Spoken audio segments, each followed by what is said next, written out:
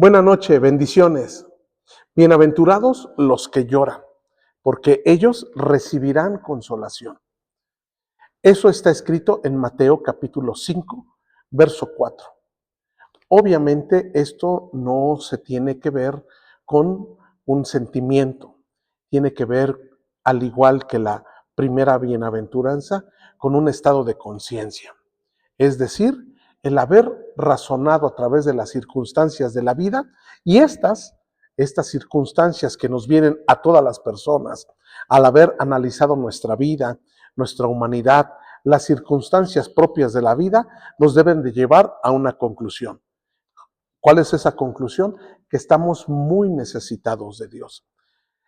Cuando en la Biblia, o cuando estaba predicándose esta enseñanza, y se dijo bienaventurados los que lloran, no significa solamente derramar lágrimas, sino tiene que ver con una aflicción profunda, tiene que ver con una tristeza en el corazón que puede exteriorizarse a través del llanto y del lamento, pero obviamente no se refiere a una circunstancia ligera que nos haya acontecido, sino a un deseo genuino, profundo en el corazón. Se utiliza en la palabra en griego que está utilizada, que se tradujo como llanto, tiene que ver con un lamento, con un dolor profundo en el corazón, que es un dolor razonado. Es la conclusión de ciertos pensamientos, la evaluación, la conclusión a la evaluación de ciertas circunstancias, de ciertos elementos, de ciertas características que como consecuencia provocan el llanto. Es decir, el darnos cuenta de nuestra incapacidad en muchas, si no es que en todas las áreas, para poder vencer el pecado. Es el saber que necesariamente requerimos de la divina providencia, requerimos de su gracia para poder acercarnos aún a Él. Es por eso que cuando en Isaías 61, verso 2, habla de justo, que Jesús había sido ungido para consolar a los enlutados y pregonar libertad a los cautivos, para dar vista a los ciegos y poner libertad a los oprimidos. Es aquellos que llegan después de un análisis, repito, de un análisis, no de un sentimiento generado por haber escuchado solo una prédica, una exposición muy emotiva, no.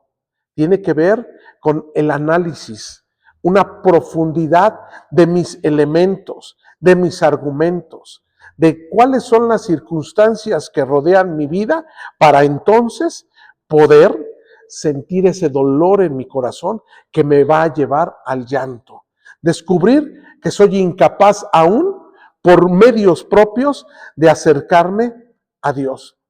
Jesús, cuando estaba enseñando este principio, obviamente no lo estaba enseñando desde la cosmovisión griega, no lo estaba hablando desde cómo los griegos entendían la vida, sino Jesús como judío lo va a hablar desde el punto de vista hebreo, desde la cosmovisión hebrea. Es que él va a presentar o está enseñando justo a judíos qué significa tener dolor al grado de llorar para recibir un consuelo. El lloro no se está presentando como un signo de debilidad, sino más bien como una cuestión de sensibilidad espiritual. Antes, él dijo, bienaventurados los pobres en espíritu, estableciendo la humildad, la dependencia total a Dios. Hoy, esto ya es una respuesta, repito, es la conclusión a una evaluación razonada, no a un momento emocional en donde quizás por una canción, una alabanza, porque escuché un momento, una prédica y me emocioné, que es el inicio, pero debe de ser un trabajo más evaluativo, una introspección profunda, una evaluación concienzuda y entonces poder llegar a la conclusión no solo de las emociones, sino a un estado de conciencia, a un estado del corazón en donde me va a llevar a saber que estoy sin salida. Los que lloran son aquellos justo cuya su tristeza después como consecuencia de la evaluación les resultó en tristeza y está orientada a una conciencia espiritual aguda de decir soy pobre, soy humilde y necesito que Dios intervenga, no en un asunto como respuesta a una necesidad en específica, no, sino que yo ahora dependo porque soy enteramente pobre como consecuencia de ese pensamiento, soy pobre, no tengo salida y necesito con urgencia una salida. La salida es mirar al cielo, como describe el salmista, ¿de dónde vendrá mi socorro? Es justo porque me veo en una desesperación porque llegué a una conciencia espiritual aguda de que necesito de Dios. De hecho, en la segunda carta a los Corintios, en el capítulo 7, verso 10, se expresa que hay una tristeza según Dios. Y es esa tristeza a la que me estoy refiriendo. Porque hay una tristeza por pérdidas, por la vida que va corriendo, por situaciones que salen de nuestras manos y nos pueden provocar tristeza. Sí, abona a la evaluación, pero no es esa tristeza la que provoca el llanto, no, porque no es una emoción, es un estado de conciencia, es el despertar nuestra alma a nuestra paupérrima y nula capacidad de demostrar o de tener argumentos delante de Dios, inclusive para poder vivir. Si no, no nos queda otra cosa más que llorar de la desesperación de ver que no hay argumentos para salir adelante y que necesitamos justo al Todopoderoso. Cada uno de nosotros debe de entender que cuando alguien tiene alguna pérdida, obviamente le duele. Alguien tiene una pérdida, le va a doler y va a llorar como consecuencia. Pero cuando se comienza a agudizar lo espiritual, nos vamos a dar cuenta que hay pérdidas que a veces no evaluamos y son esas pérdidas que al evaluarlas nos deben de provocar tristeza y lloro. La pérdida de nuestra conexión con Dios, la pérdida de nuestro autorrespeto, la pérdida que nos lleva a saber que nos hemos alejado del Creador. Pedro, cuando aquella tentación que tuvo y negó a Jesús, dice la Escritura que salió fuera y entonces se puso a llorar amargamente. Sí, fue un evento, pero él evaluó su recorrido con el Maestro y eso, la evaluación de la conciencia, no de que lo había negado, sino todo el contexto, desde que lo llamó, desde que lo encontró pescando y todas aquellas circunstancias, una a una, él las fue evaluando y entonces él lloró. Una actitud en la que se comienza a evaluar, no es solo un sentimiento, es como aquel publicano, aquel judío que cobraba impuestos, que era empleado de Roma, que estaba en el templo y él se golpeaba diciendo, Dios, sé propicio a mi pecador. Eso es el llorar, el saber que sí, que somos débiles y que necesitamos todos los días, a cada minuto y a cada segundo de la intervención de Dios, que necesitamos todos los días de su providencia para salir adelante, porque definitivamente esto es el lloro, lo que provoca la consolación, el saber qué es lo que nos va a consolar, el que Él está cercano a los que le buscan, el que Él está cercano cuando alguien reconoce su incapacidad, reconoce su estado delante del Creador y determina clamar, pedir a Dios, auxíliame, con lágrimas sinceras, porque vio su profunda pobreza, se notó humilde y como consecuencia está llorando. Llorando porque se mira perdido. Y es entonces que va adelante con el Dios y es solamente en su regazo que encontramos el descanso, el consuelo. Nada nos debe de provocar más dolor que el estar lejanos de Dios, ajenos a la vida de Dios, ajenos inclusive a nuestra propia humanidad.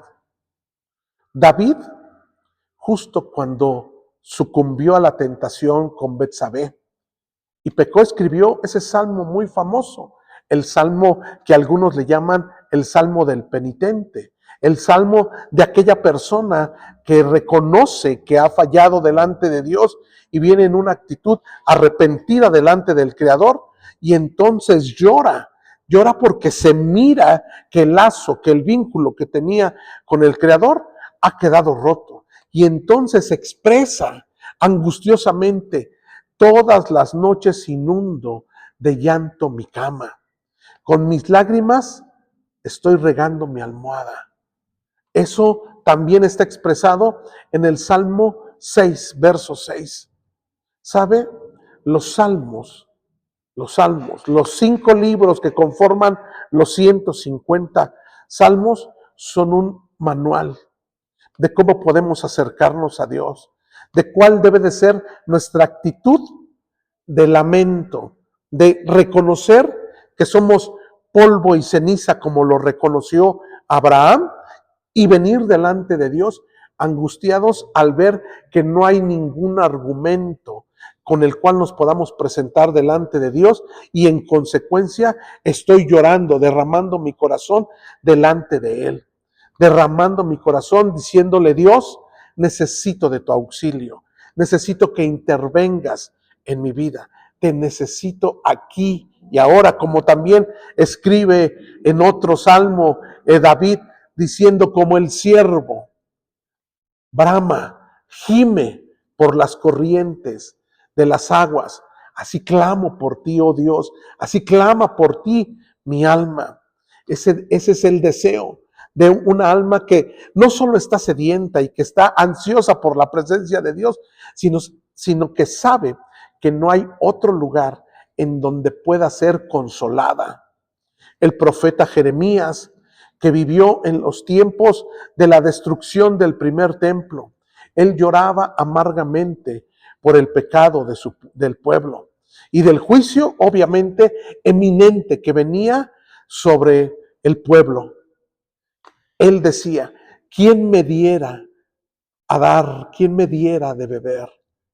Mis ojos, fuente de lágrimas, para que yo llorara por los muertos de la hija de mi pueblo. Jeremías 9, verso 1.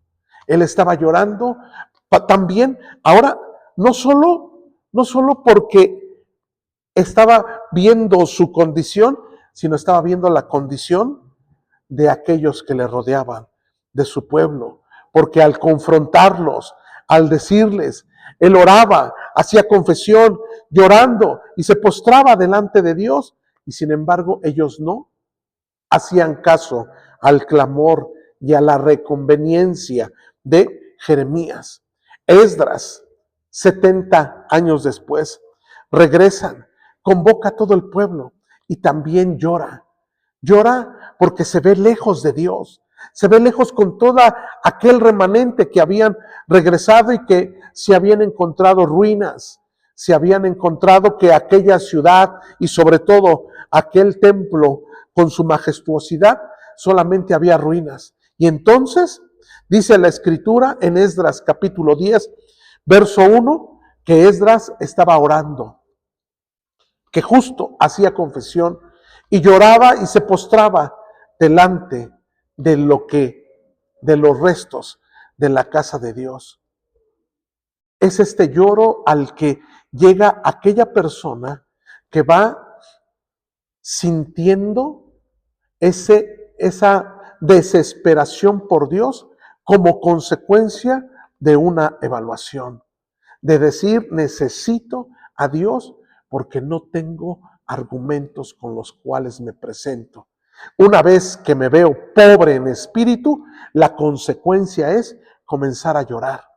No tengo a dónde ir, no tengo de dónde agarrarme, no tengo quien me salve, no tengo quien me escuche, no hay quien me fortalezca porque no tengo los argumentos, no hay con qué presentarme porque solo soy polvo y ceniza, a menos de que el Creador, el Dios del cielo y de la tierra, se compadezca, venga a mí y me consuela. Esa es la actitud cuando está enseñando Jesús, bienaventurados los que lloran. No los que lloran de una emoción, sino los que al evaluar, al revisar todo el contexto de su vida, de su propia humanidad, de los argumentos que en un dado caso se pudieran presentar delante del Creador, nos vamos a dar cuenta que son enteramente nulos, que no sirven y que necesitamos con urgencia la intervención divina.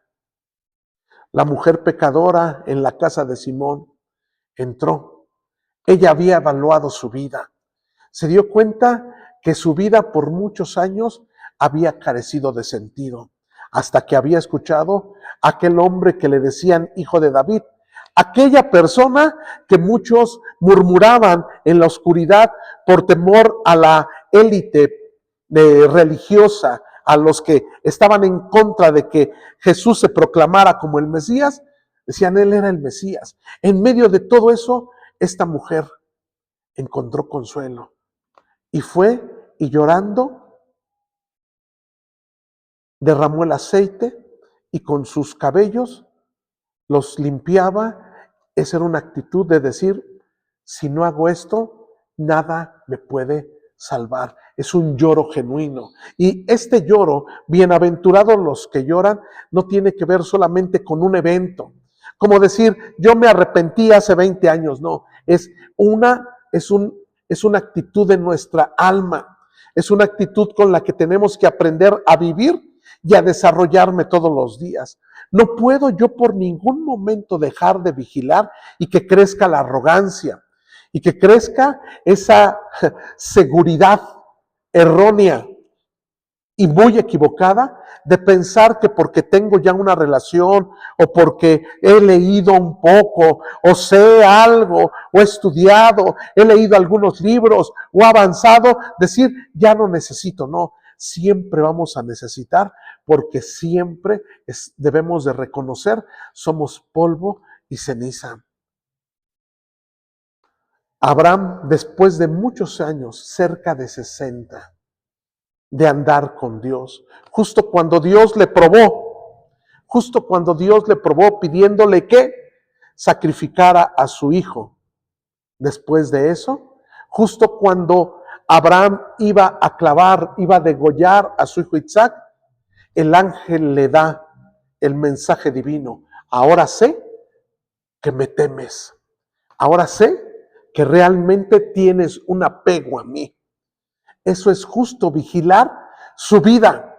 No un evento va a marcar o va a definir nuestra relación para siempre. No, la vida espiritual y sobre todo esta actitud espiritual, tener esa actitud de llorar, esa sensibilidad espiritual, no es de un evento, no es de un momento, no es de un evento para dejarlo histórico.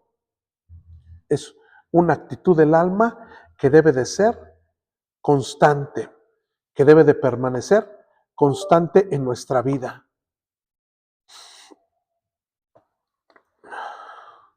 Así que cada uno de nosotros debemos de constantemente hacer una evaluación para tener un pleno reconocimiento de quiénes somos, de que no existen argumentos, de que no hay absolutamente como hombres algún argumento que pudiéramos presentar delante de Dios para tenernos por dignos, si no son los argumentos de Jesús, de su sacrificio, de yo ampararme ante los argumentos de Él. Así que cada uno de nosotros debemos demostrar esa tristeza. No puede haber una alegría de yo logré, de yo alcancé, de yo tengo el récord, de yo alcancé, de yo he hecho, yo hice, yo conquisté, yo tengo tantos años, yo fui así, eso no puede ser, porque constantemente debemos de reconocer que no somos nada, que no somos nada. Justo al terminar casi su carrera, el apóstol Pablo, él decía y escribía: yo siendo el primero de los pecadores.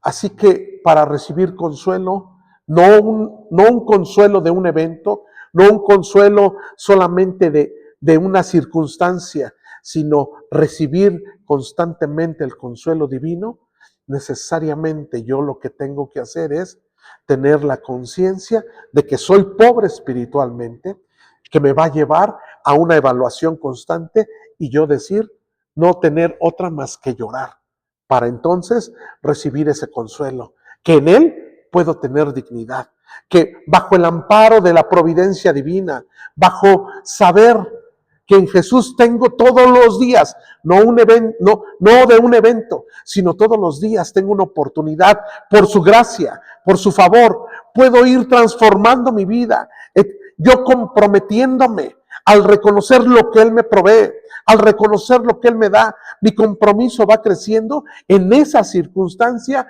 yo recibo el consuelo de saber que mi circunstancia puedo cambiarla. No un día para ya no trabajar los demás, no un evento y decir, en tal campaña yo entregué mi vida a Dios, no, sino de todos los días estarme consagrando, todos los días sentirme, derramar mis lágrimas y todos los días recibir el consuelo divino. Así que pongamos atención, evaluemos constantemente, diariamente nuestra vida para tener la oportunidad de accesar al consuelo divino. Bendiciones.